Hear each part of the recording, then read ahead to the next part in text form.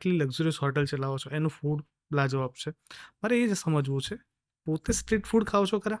મને બહુ જ ભાવે છે, પણ હું ઘણીવાર કંટ્રોલ કરું છું. But hmm yes, I am a lover of everything which is not healthy. Hmm but I try કે હું બધું બેલેન્સ પ્રપોર્શનમાં કન્ઝ્યુમ કરું. તો પછી કોઈ દિવસ તમે આમ સ્ટ્રીટ ઉપર રહીને પાણીપુરી કે એવું કંઈક ખાધું જ નહીં હોય ને? ખાધું છે, બહુ જ ખાધું છે, હવે ને અત્યારના સમય. હજી પણ ખાવા માટે હું એની ટાઈમ રેડી હોઉં છું. ઓકે. ને કોઈ વાર બન્યું છે કે આવું ખાતા હોય ને તમે સોશિયલ મીડિયામાં બહુ ફેમસ છો, લોકો તમને તમારામાંથી શીખે છે, ઘણા લોકો ઇન્સ્પાયર થાય છે, તો ઘણા બધા લોકો ફોલો કરે છે, તો કોઈ ઓળખી ગયું હોય કે તમારે તો 5 સ્ટાર હોટલ છે ને તમે રસ્તા ઉપર ફોટો પાડીને મને ટેગ કરે છે બધા. કોઈ પણ અચ્છા. વાર આવું ખાતા જોઈ જાવ તો. But I am happy sharing that everybody is normal. Hmm we all have normal habits. Okay. અને કદાચ આ હેબિટના લીધે people relate more to me. અને આ આન્સર તમે આપ્યો ને, આનાથી ઓનેસ્ટી પણ સાબિત થાય તમારી. એટલે જનરલી કદાચ જે ઇન્ડસ્ટ્રીથી તમે બિલોંગ કરો છો, જે ફિલ્ડમાં છો, તમે કદાચ ના પાડી શકો, પણ તમે બહુ નિખાલસ રીતે કીધું કે ના, હું તો ખાઉં છું. બટ આગળ હજી વાત કરવી છે. ફેમિલીની વાત થઈ ગઈ, તમારા ડિસિઝન મેકિંગની વાત થઈ ગઈ. મારે એ પણ સમજવું છે કે કયું અત્યારે એવી પરિસ્થિતિઓ છે કે અત્યારની જે જનરેશન છે એને કદાચ એ તમારે સજેસ્ટ કરવું હોય, કે એમને તમારે મોટિવેટ કરવા હોય કે એ જ્યારે કામમાં વધે તો આ 5-7 વસ્તુ છે જેની ઉપર ફોકસ બનીને તમે કામ કરી શકો. તો એવું તમે કંઈ સજેસ્ટ કરી શકો અત્યારે? તો આજકાલનું જે જનરેશન છે, they are already very aware, જે કદાચ આપણે નહોતા એ એજમાં. હમ બહુ જ વહેલાથી એમને ખબર છે કે એમને આ કરવું છે.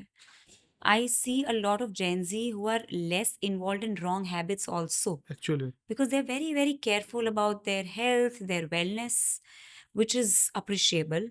તો મારે ખાલી એટલું જ એમને કહેવાનું છે કે એક વસ્તુ જે તમને જિંદગીમાં હંમેશા જીતાવશે, એ વસ્તુ તમારી કન્સિસ્ટન્સી છે. દરરોજ ઉઠીને એકની એક વસ્તુ કરો તો તમારાથી વધારે સારું એ વસ્તુ કોઈ કરી શકે? ના કરી શકે. ઉઠતા બેસતા એક જ વસ્તુનો વિચાર કરો, એકચ્યુઅલી ફોકસ. કન્સિસ્ટન્સી. બીજું છે ડિસિપ્લિન. ખાવા પીવા ઉઠવા બેસવાનું ડિસિપ્લિન. કામ પર ટાઈમ પર આવવાનું ડિસિપ્લિન. આગળ પાછળ કરો પણ પહોંચી ગયા તમે. સવારે ઉઠીને કલાક પોતાની જાતને આપ્યું, કે વર્કઆઉટ કર્યું કે કંઈ પણ કર્યું. Body has to be in sync with your mind is what I feel. જો સવારે મેં વર્કઆઉટ ન કર્યું તો આખું દિવસ મારું બ્રેન પર લેઝી ફીલ કરે, ઇઝ વોટ આઈ ફીલ. તમારી ફ્રેશનેસ માઇન્ડની જે બોડીથી આવે છે. That is another thing. Third thing, I feel that reduce the time that you give to unnecessary things. Actually. આ મને બહુ જ જરૂરી લાગે છે ટુ શેર વિથ એવરીબડી. કારણ કે લોકો એવું માને છે કે PR કરવાથી કે નેટવર્કિંગ કરવાથી હું બહુ આગળ વધી જઈશ. તો મારું એમને ખાલી એટલું જ કહેવાનું છે કે the most important thing is your work. PR and network follows.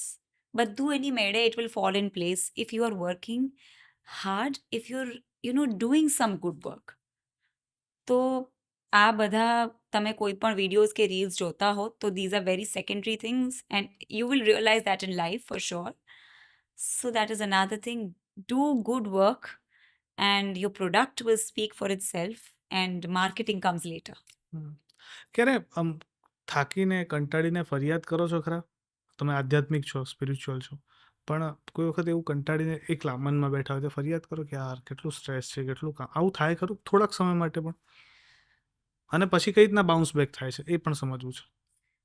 તો આ કેવું છે કે 10-15-20 દિવસે કોઈ વાર એવું થાય તમને, અરે આટલું કામ છે, આ પણ કરવાનું છે, પેલું પણ કરવાનું છે. તો એક તો હું મારી જાતને કહું કે અચ્છા, આ એ કામ છે જે મેં પોતે મારા માટે ચૂઝ કર્યું છે. That is one thing. અને સેકન્ડ થિંગ ઇઝ, જ્યારે પણ હું આ વસ્તુ મારા હસબન્ડ જોડે શેર કરું અને હું આમ વેન્ટ આઉટ થોડું કરું એન્ડ દેન હી ટેલ્સ મી કે C we are privilege that we get to do what we like to do. And એમનું જે કામ છે એ CALM કામ ઇઝ નેક્સ્ટ લેવલ. તો sometimes what happens is sharing with somebody who understands you the most, અને જેમનું thinking મોર evolve અને મચ્યોર હોય એ તમને હેલ્પ કરી શકે છે. ઓકે. કારણ કે everybody need someone like that.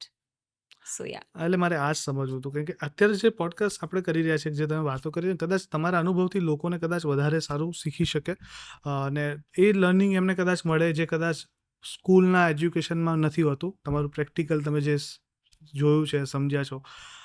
કારણ કે લોકોને સક્સેસ દેખાય છે, લોકોને સક્સેસનો સુરત દેખાય છે, પણ એની પાછળની જે સંઘર્ષવાળી કાળી રાત્રિ છે ને કોઈ જોતું નથી. અને મારે એ જ વસ્તુ વધારે ને વધારે સમજવી હતી કે એની પાછળનું બ્રેન સ્ટ્રોમિંગ શું હોય છે.